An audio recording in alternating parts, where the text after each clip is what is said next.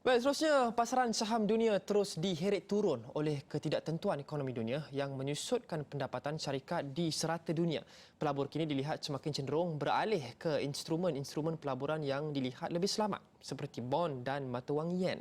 Dan untuk membincangkan dengan lebih lanjut impak situasi ini kepada pasaran saham tempatan dan juga sedunia, bersama saya di talian adalah pengurus portfolio Affin Hwang Asset Management Berhad, Chow. Dan izinkan saya betul-betul dalam bahasa Inggeris. Mr. Chow, thank you so much for joining us on Bisnes AWANI today. Thank you for having me. Kazan, we're seeing stock prices getting continuously pressured, continuously plummet by the decline in corporate revenues. Some companies might also want to hold on to profits, for contingencies rather than reinvest their profits. Will this affect their dividend payouts?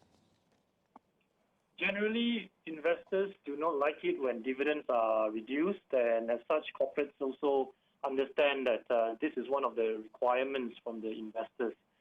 So as much as possible, corporates will try to maintain the dividends paid, and if earnings are pressured, they will, as much as possible, try to increase the dividend payout ratio to maintain the dividends paid to investors. So only at the very last resort will they cut dividends.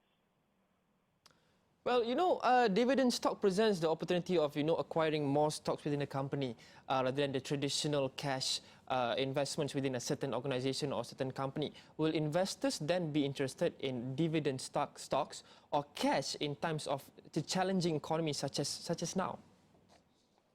If you look at the performance of high dividend yielding stocks over different periods of time, you will find that they continue to deliver returns and income to investors. If you look at year to date, the FMKLCI is down about 1.5%, whereas if you look at the high dividend yielding stocks, they have risen about 1%.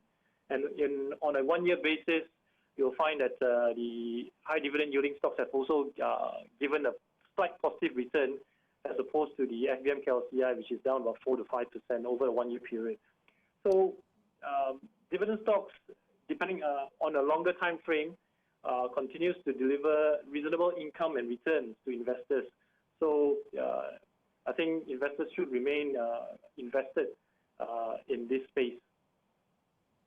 There's a possibility that we might touch on the worst case scenario situation from time to time here. But, does the continuous slowdown now in the global economy and the continuous slide in the commodity prices as well present a possibility that maybe some companies might not even be able to hand out dividends to their shareholders?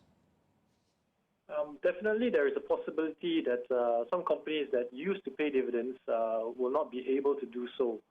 But I think generally, at the current environment, we have not reached those kind of recessionary kind of possibilities or environment.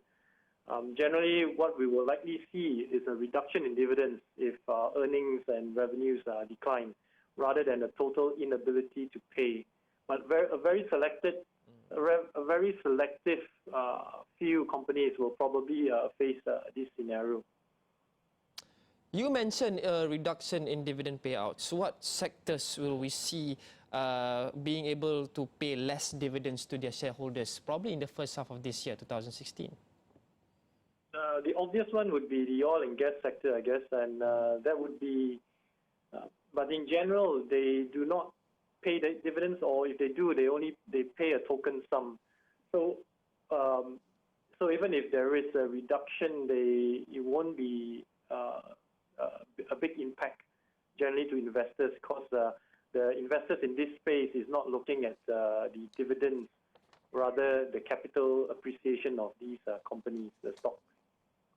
Okay, thank you so much, Tzen, for joining us on Bisnes AWANI today. Itu tadi Chow, Tzen, pengurus portfolio Affin Hwang Asset Management Berhad, membincang dan mengulaskan pasaran saham dunia dan juga pembayaran dividen oleh syarikat-syarikat dalam iklim ekonomi kini.